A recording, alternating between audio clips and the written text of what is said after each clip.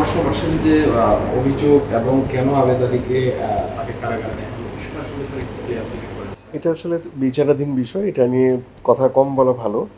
আমরা শুনেছি যে ধরেন এটা তো আগের কমিশনের সময় পরীক্ষাটা নেওয়া হয়েছিল এবং পরবর্তীতে একটা রিপোর্ট হয় যে পরীক্ষা প্রশ্নপত্র ফাঁস হয়েছিল, সেটা আমরা কিন্তু বাতিলও করে দিয়েছি, আপনারা জানেন।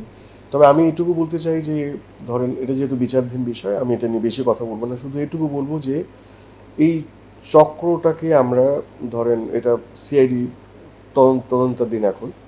আমি মনে করি যে যারা এই চক্র, যাতে এই চক্র আর সংগঠিত হতে না পারে, তার জন্য আমাদেরকে প্রয়াস চালাতে হবে এবং আমরা এটা ব্যাপারে বদ্ধপরিকর যে এটা বন্ধ করতে হবে। তাদেরকে আইডেন্টিফাই করতে হবে, তাদেরকে শাস্তির আওতায় আনতে হবে। অ্যান্ড যদি কেউ এমন হয় যে আইডেন্টিফাইড হয় যে এই অপকর্মের সঙ্গে তারা একজন বা একাধিক মানুষ যুক্ত, আমরা তাদের বিরুদ্ধে কঠোর ব্যবস্থা নিব। এখানে কোনো মার্সি নাই, এখানে একদম প্লেন অ্যান্ড সিম্পল। আমরা কোনো প্রশ্নপত্র ফাঁস হোক এটা দেখতে চাই না আর। এটা অতীতে হয়েছে। আমরা চেষ্টা করব এখন থেকে নিশ্চিদ্র নিরাপত্তার মাধ্যমে এই কার্যক্রমগুলো পরিচালনা করার জন্য, যাতে করে প্রশ্নপত্র ফাঁসটা ইতিহাস হয়ে যায়, ভবিষ্যতে আর হবে না। ইতিহাস থাকুক, ভবিষ্যতে আর হবে না। আগের যে প্রশ্নপত্র ফাঁস হয়েছিল সেই কানেকশনে পিএসসির বোধ হয় 6 জন, মোট 17 জনকে অ্যারেস্ট করা হয়েছিল, পিএসসি 6 জনকে অ্যারেস্ট করা হয়েছিল এই কানেকশনে।